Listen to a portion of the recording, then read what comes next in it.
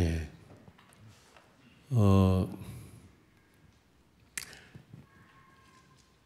우리가 구원받기 전 상태 아시죠? 구원받기 전 어떤 상태였죠? 예. 구원받을 만한 조건이 일은 있었나요?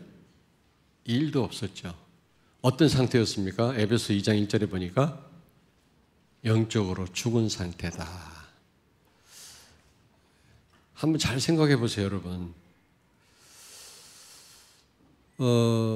창세기 3장 22절에 타락한 아담과 하와를 향해서 뭐라고 말씀했습니까? 너희가 우리와 같이 선악을 알게 되었다 그랬잖아요. 타락하기 전에는 선악을 알지 못했어요. 선악 판단을 못했다 그 말이에요. 타락한 인간이 선악을 판단하기 시작했어요. 하나님만이 판단하실 수 있는 거거든요. 그건 절대 하나님의 권한입니다. 우리가 100% 완전하다면 우리도 판단하면 돼요. 그러나 우리는 100% 완전할 수 없잖아요. 하나님만이 100% 옳고 완전하신 분 아닙니까? 그러면 하나님만이 판단하실 수 있는 그 자격이 있거든요. 여러분이 100% 완전하다면 선악을 판단해도 괜찮아요. 그러나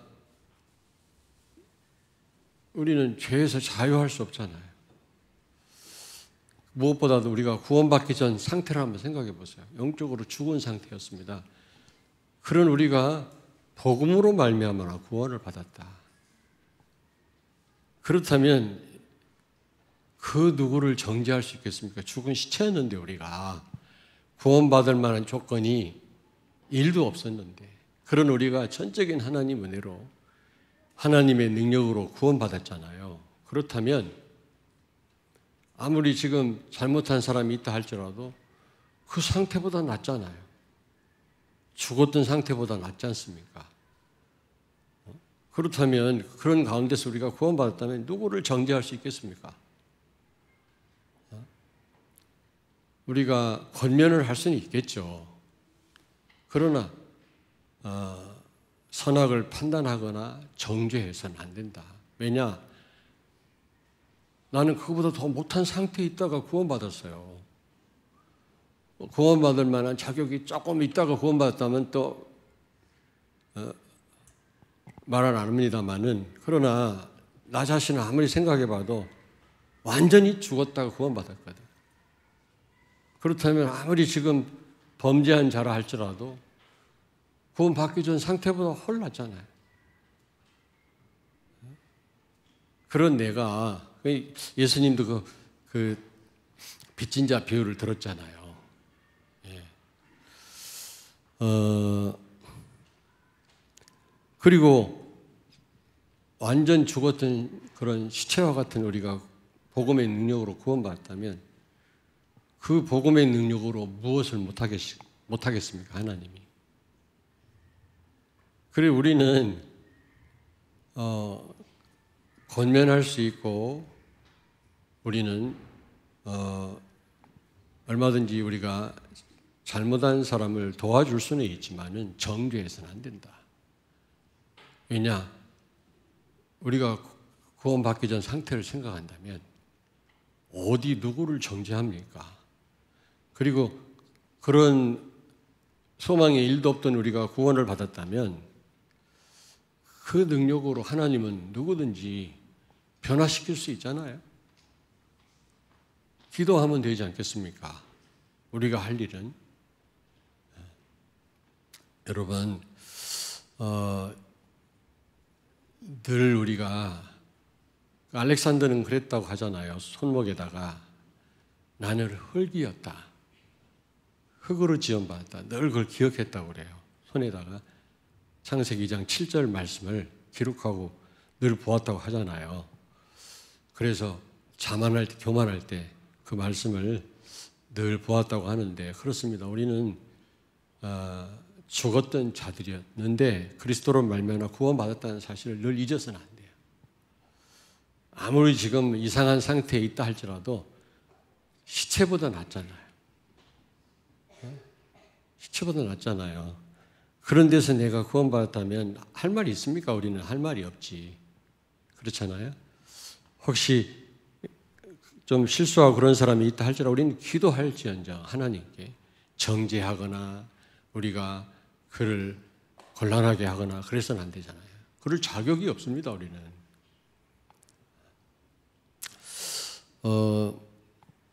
무엇보다 이 말씀이 너무너무 중요하다고 생각합니다. 그런데 이 말씀을 보면 성경 말씀, 왜 하나님의 말씀이란 제목을 안 달고 강단 말씀의 중요성이라고 했냐면 복음 모르면요 성경을 엉뚱하게 해석한다니까. 복음 모르면 복음 모르고 여러분 복음을 모르면 율법은 사람 잡는 겁니다. 다 죽이는 겁니다. 정죄하고요. 그러나 복음을 알면 율법은 사람을 살리는 겁니다. 율법은. 복음 모르고 성경을 보면 성경이 이해가 안 되고요. 잘못 해석하게 된다니까. 여러분을 과소평가하는 건 아니지만 그래서 하나님 말씀이 중요한데 여러분이 잘못 보면은 잘못 해석을 해요. 복음 없는 사람은 너무 잘못 해석해요. 사람을 살리기는커녕 맨날 정죄하고 사람을 힘 빠지게 하고 정죄합니다. 그러므로 오늘 제목이 강단의 중요성이다. 하나님 말씀인데 여러분이 잘못하면 성경을 잘못 해석할 수 있으니까 강단을 제대로 붙잡으라 그 말이에요. 그렇다고 제가 뭐 100% 오류가 없냐 그 말은 아니지만 그래도 복음이기 때문에 늘 이 구속사적인 측면에서 복음의 측면에서 성경을 해석하고 기도하고 전달하기 때문에 그리고 또 우리 본부 메시지 흐름을 타기 때문에 여러분이 빗나가지 않습니다. 그러나 여러분이 잘못 봐버리면 성경을 잘못 해석한다니까. 어떤 교인들이 싸우는 걸 봤는데 서로 하나님 말씀 가지고 싸워요. 예수님 발에다가 비싼 향유를 깨트려서 그 막달라 마리아가 예수님 발을 씻어드리잖아요. 근데 그게 300데나리온 엄청나게 비싼 장정이요 1년 벌어야 될 그런 값어치가 나가는 그런 향유를 깨트려서 예수님 발이 벗잖아요. 그때 가룟 유다가 뭐라 그랬죠? 저거 가난한 사람 나눠주면 될 텐데 저 비싼 걸 아유 아까워라. 근데 사실은 가룟 유다가 돈 관리하는 사람이었거든요. 예수님 제자 가운데 가끔 돈을 떼어먹었나 봐요. 야 저 값비싼 거 팔아서 좀 내가 관리를 하면 좀 떼어먹을 수 있는데 이런 마음으로 한 거야. 그러나 그가 뭐라 그랬어요? 가난한 사람 도와주면 좋을 텐데. 성경에 가난한 사람 도우란 말씀이 있거든요. 틀린 게 없어요. 사람들 싸우는 거 보면 교인들이요 서로 하나님 말씀 가지고 싸워요. 그러니까 뭐가 맞는지 틀리는지 구분을 못해요. 왜냐하면 하나님 말씀 가지고 싸우니까. 그래서 여러분이 복음으로 보지 못하면 하나님 말씀 가지고도 크게 오류를 범할 수 있다니까. 그래서 여기서 말씀이라고 분명히 했지만 저는 강단 말씀이라고 바꿨습니다. 여러분 강단 말씀을 여러분이 가지고 계셔야만 여러분은 제자입니다. 강단 말씀 놓쳤다. 제자가 아닙니다. 아무리 전도가 되어져도 제자가 아닙니다. 강단 말씀을 여러분이 늘 마음에 담으셔야 돼요. 그 말씀에 붙잡히셔야 됩니다. 필요할 때, 갈급할 때 말씀 붙잡는 것도 중요하지만 바울처럼 늘 이 말씀에 붙잡혀야 되거든요. 그리고 항상 강단 말씀 선포된 예배 자리에 있으셔야 돼요. 제자는 항상 말씀이 선포되는 예배 자리에 꼭 있으셔야만 됩니다. 예수님 분명히 말씀했거든요. 정말 중직자도 강단 말씀이 선포되는 예배의 자리에 계셔야 됩니다. 우리 렘넌트도 그렇습니다. 그리고 강단 말씀이 답이 되고 은혜가 되어야 돼요. 만약에 은혜가 안 된다면 여러분은 뭐 괴로운 일 있을 때 엎드려 기도하지만 말씀이 은혜 안 될 때 최고로 비상사태입니다. 기도의 비상사태라고 이번에 수요일 날 말씀 주셨는데 진짜 비상사태가 언제냐? 강단 말씀이 은혜가 안 될 때 여러분이 정말 엎드려야 돼요. 하나님 앞에요. 물론 말씀 전달하는 저도 성령이 역사하시도록 기도를 많이 해야 되겠습니다만은 그러나 말씀을 받는 여러분들이 은혜가 안 된다, 답이 안 된다 그러면 비상사태인 줄 아셔야 돼요. 아니 틀림없다니까. 내가 28년 동안 담임 목회를 했는데 그런 걸 체험했어요. 그리고 그래야 답이 되고 여러분이 은혜가 돼야만 여러분이 이 카이로스 하나님의 시간표 속에 있을 수 있는 겁니다. 그리고 이 강단 말씀으로만 참된 치유가 가능해요. 참된 치유가. 그렇잖아요. 진짜 건강은 어머니가 해주시는 밥으로 건강을 유지할 수 있는 겁니다. 아무리 맛있어도 외식을 너무 많이 하면 가끔은 괜찮습니다만 저도 오픈해 놨지 않았습니까? 어떤 목사님은 다른 목사님 메시지 못 듣게 해요. 그거 알게 되면 되게 혼납니다. 그러나 저는 가능하면 많은 강사를 초청하잖아요. 이런 교회도 별로 없어요. 한번 물어보세요, 대전에. 어느 교회라고 말하지 않겠지만 이름을 대려다 말았어. 그 교회는 절대로 강사 초청 안 합니다. 방향이 틀려진다고? 그것도 전 아니라고 생각합니다. 외식도 필요해요. 그러나 늘 외식만 한다. 건강 무너집니다. 메인이 강단 말씀이어야 돼요. 강단 말씀. 무슨 얘기인지 알겠습니까? 외식 너무 많이 하면 진짜 건강 해친다니까요. 진짜 건강은 엄마가 해주는 그 밥. 맛이 있든 맛이 없든 그 밥에 진짜 영양가가 있거든요. 강단 말씀. 진정한 치유가 일어납니다. 아멘.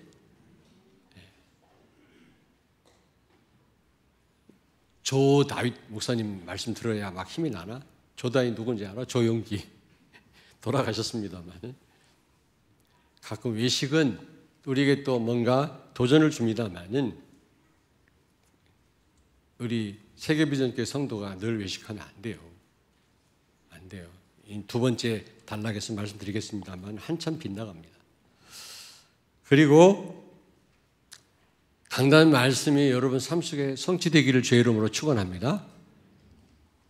오늘도 찬양했던 하나님 가장 기뻐하는 것이 바로 말씀 성취를 늘 확인하고 사는 성도 아니겠습니까?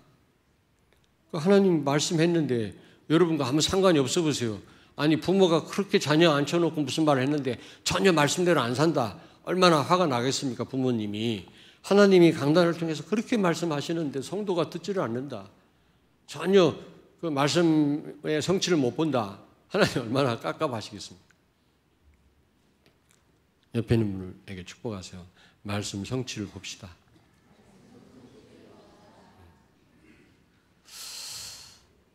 그리고 이 강단 말씀을 가지고 모든 성도가 같이 기도할 수 있어야 돼요. 그건 기도의 자리예요. 저는 그 릴레이 기도 시간 거의 안 놓치거든요. 교회에 와서 그 3층에 장로실에서 기도하다 보니까 그 다음 기도자하고 만나. 그분이 좀 불편할까 봐. 나를 이렇게 만나면 불편하나? 좋아야지 왜 불편해.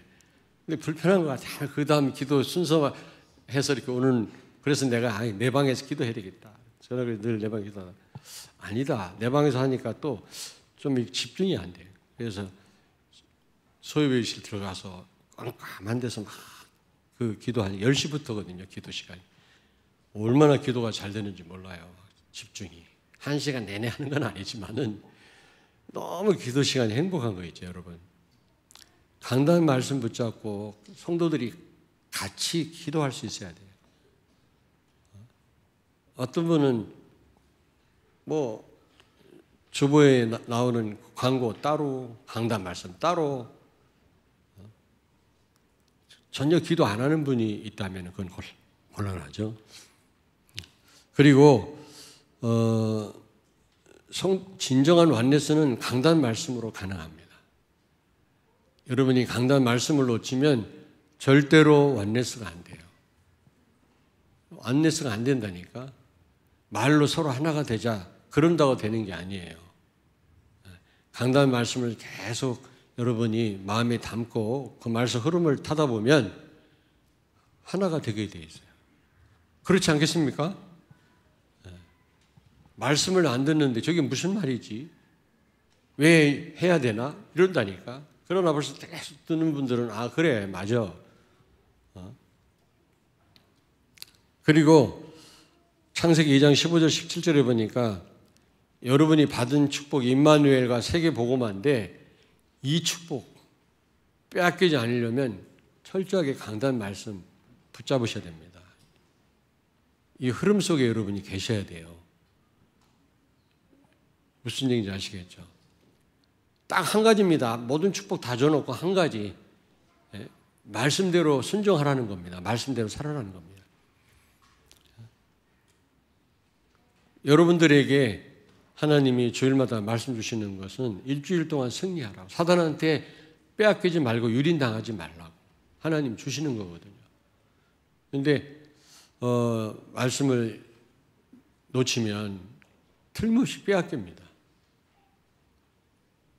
아모스 3장 7절에 있는 말씀. 그리고 여러분이 강단 말씀을 여기 예수님 말씀한 것처럼 너희가 내 말에 거하면 여러분이 늘 말씀 안에 있으면 이 강단 말씀 안에 있으면 가장 안전합니다, 여러분. 가장 안전해요. 정말입니다. 자, 그런데 요한복음 8장 30절에 보니까 너희 안에 내 말이 없으므로 너희가 나를 죽이려 하는도다. 그랬지 않습니까? 그렇습니다.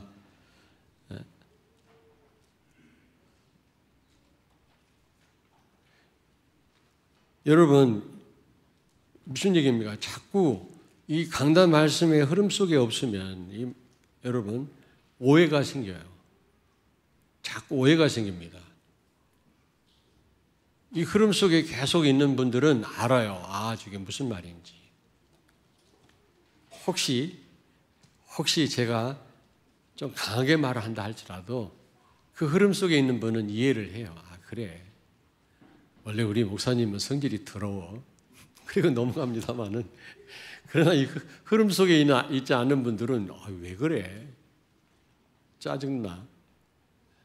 그렇게 한단 말이 아니야. 또 긴장하고 저를 보시는데 그렇게 한단 말은 아니고요.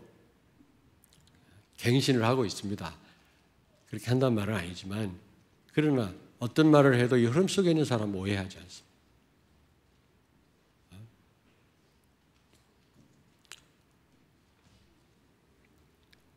그리고 강단 말씀 속에 있는 분은 예배 자리에 빠지지 않습니다.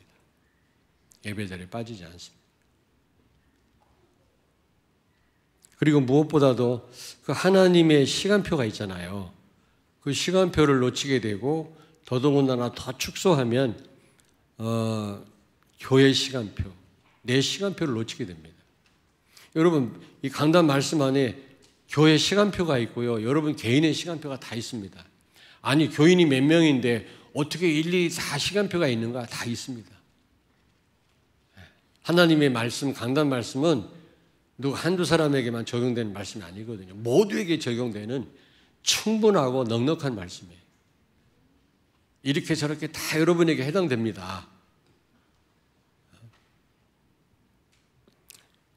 그래서 여러분이 늘 이 말씀의 흐름 속에 있어야 되거든요. 그래야 교회 시간표도 알게 되고 내 시간표도 알게 되고. 어떤 분이 무슨 투자를 하려고 하다가 말씀에 그런 비슷한 말씀이 나왔나 봐요. 지금 투자할 때가 아니다. 지금 더 현장에 들어가서 말씀을 전할 때다. 내가 더 하나님의 말씀 가지고 기도하다가 하나님 주시는 확신 가운데서 해야 된다. 이런 강단 말씀이 나오더라는 겁니다. 근데 그게요 1, 2억이 아니에요. 어마어마한 돈을 투자하려고 하다가 그 말씀 듣고 그래. 지금 막 내 마음에는 막 욕심이 생겨가지고 지금 당장 하고 싶은데 그래 말이야. 기도하는 중간에 일이 터진 거예요. 거기 완전히 사기꾼이라. 그거 했으면 큰일 날 뻔했지. 평생 거지로 나앉을 뻔했다고 그러더라고요. 그거 보세요 여러분. 이거는 좀 어떻게 보면 좀 유치한 비유를 들어서 말씀했습니다만은 여러분이 이 말씀의 흐름을 잘 타셔야 돼요. 그리고 이 말씀을 놓치게 되면 아까 말씀드렸잖아요. 원네스가 안 돼요. 절대로 원네스가 안 돼요. 생각이 따로따로입니다. 진짜. 근데 그 장자 죽이는 재앙을 내릴 때 문설주에 피 바를 때 저는 깜짝 놀랐어요. 그때 한 200만 될 텐데 이스라엘 백성들이 노엘이 있을 당시 아닙니까? 근데 모세를 통해서 장로들에게 얘기하라고 그랬거든요. 다 문설주에 어린 양 피를 발라라. 근데 성경에 보니까 히브리 사람 장자 한 명도 죽었단 말이 없어. 얼마나 전달이 잘 됐으면. 아니 막 믿음 없는 사람 있을 거 아닙니까? 막 귀찮아하고 피 뿌리라는데 에이 안 할 수도 있잖아요. 근데 다 문설주에 피 바른 거예요. 모세를 통해서 장로님들을 통해서 전달된 그 하나님 말씀대로 다 순종했는데 히브리 사람 장자는 하나도 안 죽은 거예요. 애굽 사람 장자와 첫 새끼가 다 죽었지. 이야, 참 놀라운 일이죠, 여러분. 그거 보세요. 말씀대로 원내스 되니까 기적이 일어나잖아요. 얼마나 안전합니까? 근데 만약에 그 말을 듣지 않았다. 어떻게 될까요? 장자가 죽어나가는 거예요. 아무리 히브리 사람이라 할지라도. 중요한 일에서 이탈하는 겁니다. 오해가 생기고요. 그래서 여러분 강단 말씀이 이 흐름 속에 늘 있어야 될 줄로 믿습니다. 아멘. 그리고 강단 말씀을 놓치면 이 열심을 낸다고 하지만 결국에는요 열심히 내다가 시험 들고 헛된 열심이 됩니다. 헛된 열심. 열심히 한다고 하는데 교회 흐름하고 안 맞으니까요. 반드시 어떤 충돌하는 일이 벌어져요. 그게 뭔가 교회에 영향을 주고 렘넌트 영향을 주고 유익이 되고 나한테 보람이 되고 그러는데 그래서 뭐 주일날 사실은 이 사울이 바울 됐잖아요. 큰 사울이라는 말 큰 자란 말이거든. 아주 큰 자가 복음 그리스도를 깨닫고 바울이 작은 자가 됐단 말이거든요.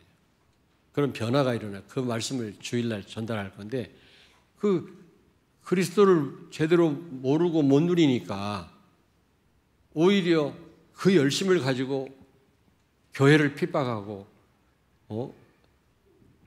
복음을 막았잖아요. 그렇습니다. 지금 제 생각은 어쨌든 특별히 우리 장로님들로 하여금 교회의 중요한 일들을 다 하실 수 있도록 제가 물론 이제 금방 되는 건 아니겠죠. 막 하려고 하는데 처음부터 그동안 해왔으면 모르지만 처음부터 그렇게 되겠습니까? 이제 많은 시행착오를 통해서 아마 우리 장로님들이 이제 일을 해내시면 이게 굉장한 하나님께 영광이 되고 교회에 큰 유익이 될 거라고 생각을 해요. 진짜. 그리고 장로님들에게도 많은 축복이 될 거고요. 굉장히 보람도 있을 거고요. 그동안 그렇게 전적으로 일하시도록 제가 못 해드렸거든요. 근데 아니다. 단 장로님들이 그걸 하시려면 철저하게 강단만 흐름을 타셔야 돼요. 예전에 전도기획위원회라고 해가지고 3년 동안 3층에서 저 포항 3층에서 전도 전략 어떻게 하면 현장을 살리겠냐 전략을 서로 전략을 짠다 그러나? 전략 뭐라고? 전략을 기획한다? 하여튼 그 전략을 서로 생각해내는 그런 장로회의가 있었어요. 몇십 명씩 모였습니다. 3년을 그랬어요. 매주. 여기 증인들 계시잖아요. 그러다 어느 날 내가 하지 말자. 이거 하지 말자. 왜냐? 장로님 자신들이 현장들이 없으니까 전략이 안 나와요. 맨날 모여가지고 보고만 받고 부서별로 보고만 받고. 중요하죠. 전략을 짜려면 지금 각 부서가 어떻게 돌아가는지 알아야 되고 바깥의 구역들이 어떻게 돌아가는지 알아야 어떻게 전도를 할 거냐 나올 거 아닙니까? 근데 내가 뭐라고 하는 게 아니라 그런 제대로 응답받는 분들이 안 계시니까 전략이 안 나와. 맨날 모여갖고 말만.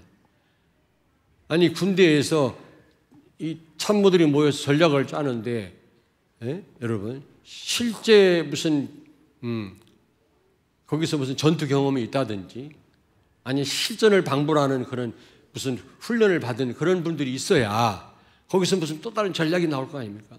무슨 얘기냐면 그렇게들 하실 거라고 믿지만은 철저하게 강단의 흐름을 타셔야 돼요. 그래야만 여러분들이 이 중요한 교회를 이끌어 갈 수가 있고 중요한 일들을 해낼 수가 있고 하나님께 영광을 돌리고요. 우리 렘넌트한테 영향을 줄 수가 있는 겁니다. 처음부터 쉽지는 않을 겁니다. 이게 아마.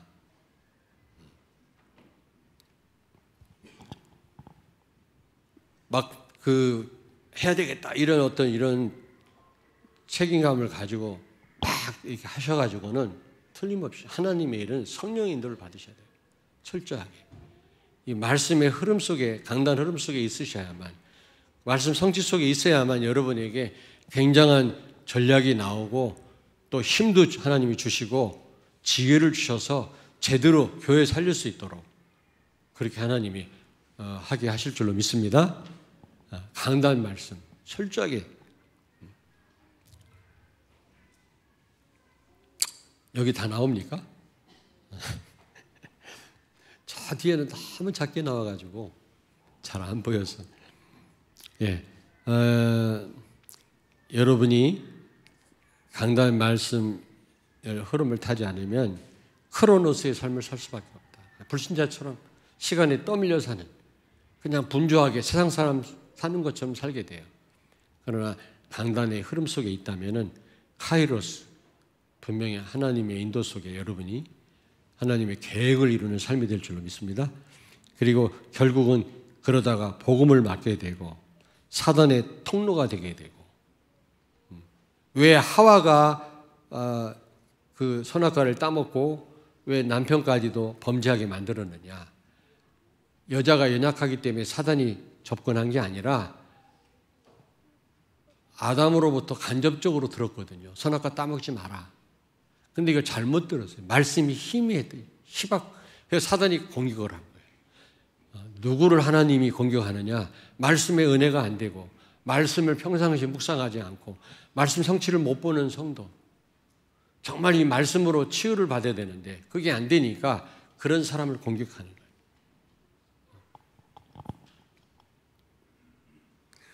저는 이 복음을 깊이 묵상하다 보니까요. 이 복음을 가졌다, 구원받았다. 이거 보통 축복이 아니에요. 복음으로 못할 일이 없다. 우리가. 정말 우리는 복음 찾아가고 그리스도 이름으로 기도하면 끝난다. 그 다음에 하나님이 다 알아서 죽은 시체까지도 살리신 그 하나님이 못하실 일이 뭐가 있겠냐. 그리고 죽었던 시체와 같은 내가 구원받은 것처럼 이거 놀라운 이 축복이 없잖아요. 이 사랑이. 그렇다면 하나님은 그 누구를 변화 못 시키겠습니까? 하나님 무슨 일을 못 하시겠습니까? 내가 또 누구를 정죄하리요? 그럴 자격이 있습니까? 합리화시키란 말이에요. 잘못된 사람 보고 가만히 있겠냐? 그 말이 아니에요. 권면도 하고 우리가 하되 정죄하거나 우리가 어떤 방법으로 아니에요. 복음이면 충분합니다. 우리는 단지 복음 속으로 들어가는 것입니다. 그럴 자격도 없어요, 우리는요. 선악 판단은 하나님 손에만 있는 거예요. 하나님의 고유 권한이에요. 우리는 그럴 자격이 없다. 구원 받기 전 생각을 해보세요. 죽었던 나 아닙니까? 시체였던 내가 구원받았는데 감히 누구에게 우리가, 안 그렇습니까?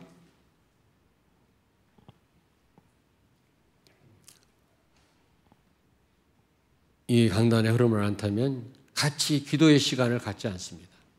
같이 기도하지 못합니다. 하나도 안 되고요. 결국 그렇게 되면 원인을 다른 데 돌려요. 원인. 여러분, 저 보세요. 원인은 나한테 있어요. 다. 저도 그렇더라고. 뭐 이런저런 말을 해도 가만히 생각하니까, 기도하면 되잖아. 하나님이 그리스도가 모든 문제 해결자인데 기도하면 되는 걸.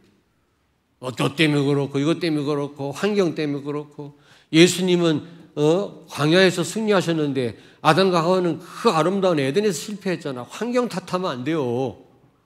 우리 자꾸 환경 탓하고 환경이 이래서 저래서 사람 때문에 아니에요. 복음이면 돼요.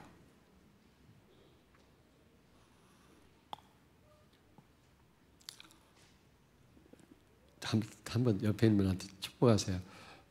원인을 성도님에게 돌리세요. 자꾸 남편한테 돌리지 말고, 아내한테 돌리지 마시고요. 애들 핑계 대지 마시고, 나한테 있어요. 복음이면 답니다. 한번 따라서 합시다. 복음이면 다다. 복음으로 충분하다. 맞아요? 다시 한번, 복음으로 못할 일 없다. 맞아요? 그럼 기도하면 될 거 아니에요. 우리는 오직 복음 오직 예수면 되고, 그래도 저 사람 모자란 게 자꾸 보입니까? 아이고, 너는 시체였어. 너는 소망이 1도 없었어, 너는. 그랬던 너를 구원하셨어. 그러다 보니까 강단 말씀을 놓치면 말씀이 없으므로 나를 죽이려 하는도다 그랬잖아요. 말씀 없으면 반대로 가요. 자꾸 답을 딴 데서 찾습니다. 정말입니다. 자, 세 번째입니다. 8장 32절 보니까 32절 다시 같이 읽습니다. 진리를 알지니 진리가 너희를 자유롭게 하리라. 이 말씀이 서울대학교 정문에 있다면서 라틴어로 거기서는 진리를 학문이라고 그렇게 말하는, 공부를 많이 하면 자유. 근데 성경에 보니까 너무 많이 알면 복잡하대요. 걱정이 더 많아진대. 자유로운 게 아니라 아예 무식하면 용감하다고 모르는 게 좋아. 세상 편해. 많이 알면 알수록요 산 넘어 산이라. 바울이 아테네 고대 철학의 본산인 아테네에 딱 들어갔거든요. 아레오바고 광장에서 막 그 바울도요 그 에피큐로스 학파들하고 막 싸웠잖아. 철학자들하고. 나중에 후회했지만. 근데 거기 가니까 웬 우상이 많아. 고대 철학의 본산. 그렇게 철학자 지식인이 많다는 그 아테네에 우상이 없어야 되는데 더 많은 거예요. 공부하다 보면 더 모르는 게 더 많아. 모르는 곳마다 우상을 자꾸 세워나가는 거예요. 여러분 공부할수록 더 많이 알다 보면요 더 걱정이 더 많아져요. 머리만 복잡해요. 자유는커녕 더 얽매입니다. 여러분 공부 좀 하신 분들 알잖아요.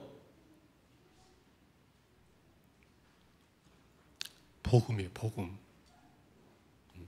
저는 이 바꿔서 말한다면 강단 말씀 제대로 여러분이 붙잡고 사신다면 치유가 돼요. 치유. 참된 치유. 참된 건강. 영과 육과 정신 건강이 옵니다. 여러분 정말입니다. 외식 가지고는 안 돼요. 어머니가 해주는 밥 너무 편식하지 말고 잘 잡수면 틀림없이 건강 회복됩니다. 오늘 제가 글 하나 올릴게요. 오래 사는 동물들, 어떤 건 500년 사는 게 있대. 바닷속에 사는 물고기가. 근데요 오래 사는 동물들의 특징이 뭐냐? 소금을 많이 먹어. 소금. 우리 피는 너무 달대요, 이게. 그래서 이게 심각한 문제가 온다는 거예요. 짠 물이 흘러야 된대, 우리. 근데 어떤 의사는 또 싱겁게 먹어야 된다. 그냥, 뭐가 뭔지 잘 모르겠습니다. 자꾸 알수록 머리가 아파. 그거 보세요. 이것도 아니고 저것도 아니고. 아니 지난번 한방병원에 갔더니 먹지 말라 그래갖고 그냥 역사적 사명을 띠고 안 먹었더니 뼈만 앙상하게 남아. 사람들이 목사님 어찌하여 이렇게 몸이 말랐냐. 그래서 저는 이게 뒤로 들어 누워서 방바닥에 개구리 운동을 하거든요. 개구리. 좀 허리가 안 좋아가지고 이 운동을 많이 하거든요.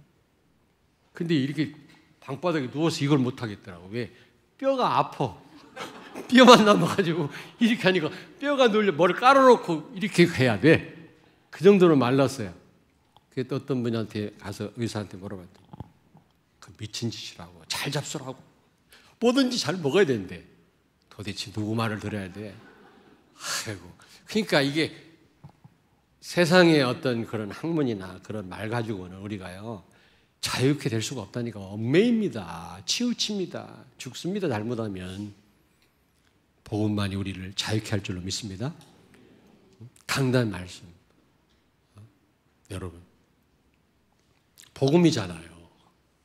어쨌든 그리스도를 선포하지 않습니까? 이 사람은 이렇게 그리스도를 누렸고 저 사람은 이렇게 누렸고 이런 상황이 이렇게 했고 계속 강단 말씀이 그렇게 지금 흘러가잖아요. 아 저런 경우에 저렇게 했구나. 바디메오는 이렇게 했구나. 올인했구나. 시간표가 왔을 때 뭐 여러 가지로 우리가 복음 걷다 보면은 하나님이 계획 오면 올인해야 되겠구나. 이렇게 여러분에게 하나님이 답을 주시는 겁니다. 그렇다면 여러분이 생을 거셔야 되지 않겠습니까? 제가 드리는 말씀이라 그런 게 아니에요. 오해하지 마세요. 나는 말씀 심부름할 뿐입니다. 근데 늘 죄송해요, 내가요. 부족한 내가 말이야. 이 심부름 한다라는 게. 그리고 창세기 39장 2절처럼 형통의 삶을 살게 됩니다. 여러분이 정말 복음 누리고 강단 흐름을 타면 여러분 있어도 되고 없어도 되고 감옥 가도 괜찮고 노예로 팔려가도 괜찮습니다. 자유합니다. 이 말씀 흐름을 놓치니까 잘 돼도 문제, 안 돼도 문제인 겁니다. 계속. 그렇지 않습니까? 여러분이 말씀 놓치면요 온 사방이 문제예요. 진짜예요. 그래서 불트만인가?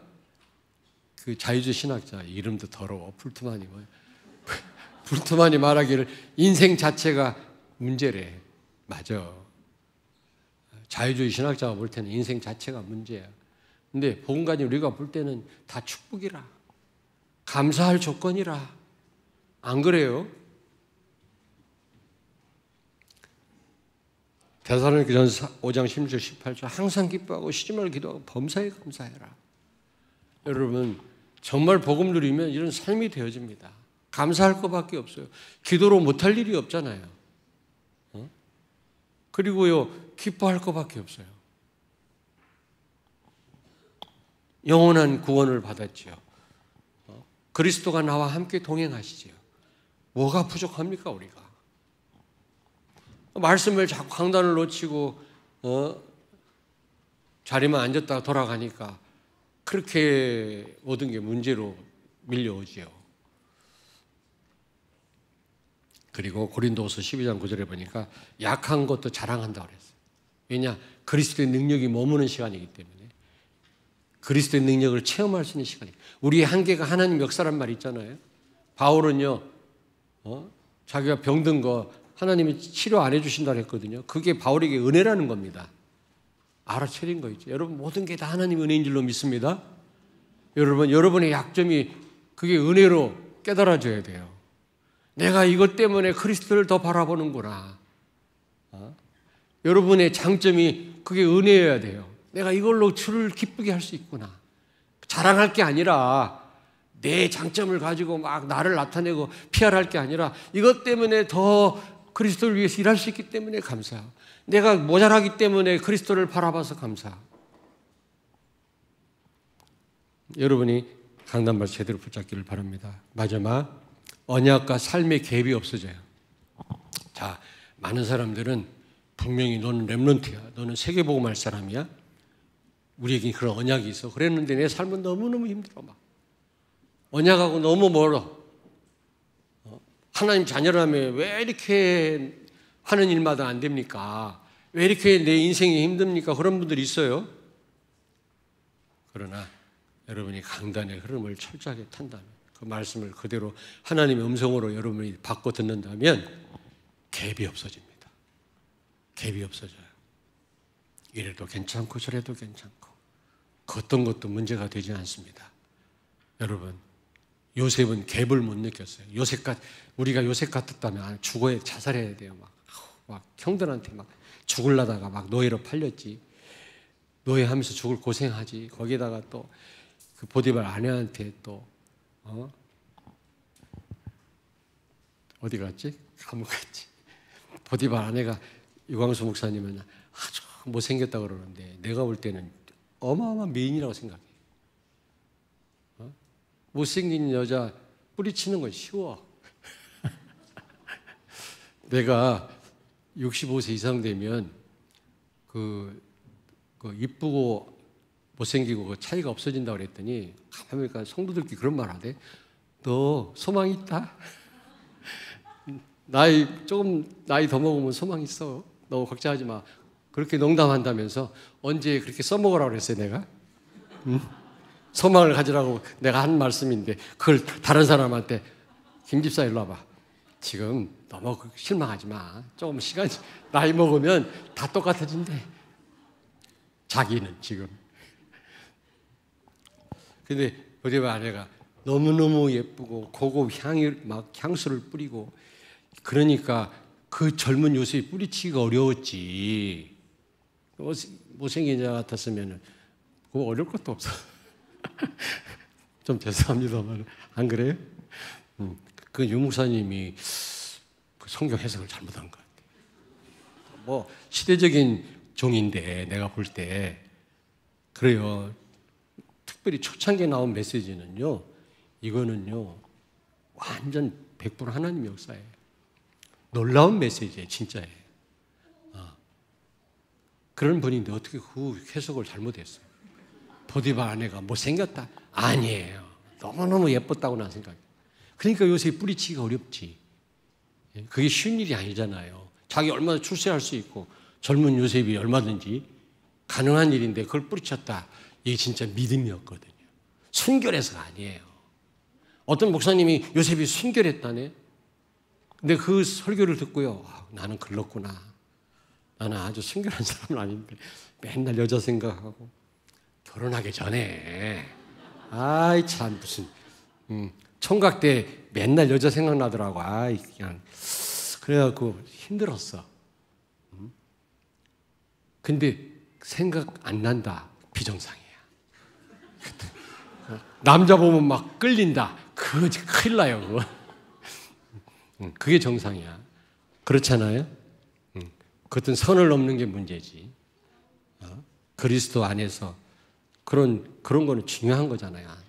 성과 부부 생활과 또 결혼과 출산, 양육 이런 게 얼마나 귀한 겁니까? 이거 하나님의 방법이거든요. 재창조 방법인데 요즘 결혼도 안 하려고 그러고 애도 안 낳으려고 그러고 복음 가진 여러분들이 그렇다면 큰일 나는 거예요. 그거는요. 4명 이상 낳으세요. 지금 우리 딸한테는 말을 못 하겠더라고. 어쨌든 무슨 얘기하다 그랬지?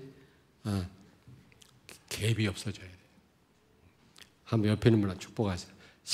언약과 삶의 갭이 없기를 바랍니다. 너무 갭이 커가지고 막 신음하는 분들이 있으면 복음 누리세요. 진짜 말씀 제대로 붙잡으세요. 그럼 갭이 없어져요. 문제될 게 하나도 없습니다. 다윗도요 죽을 고생했지만 자기는 죽을 고생이라고 생각해 본 적이 없어요. 여호와는 나의 목자시니 내게 부족함이 없다 그랬어요. 아멘. 늘 강단 말씀 붙잡혀 살기를 주의 이름으로 축원합니다.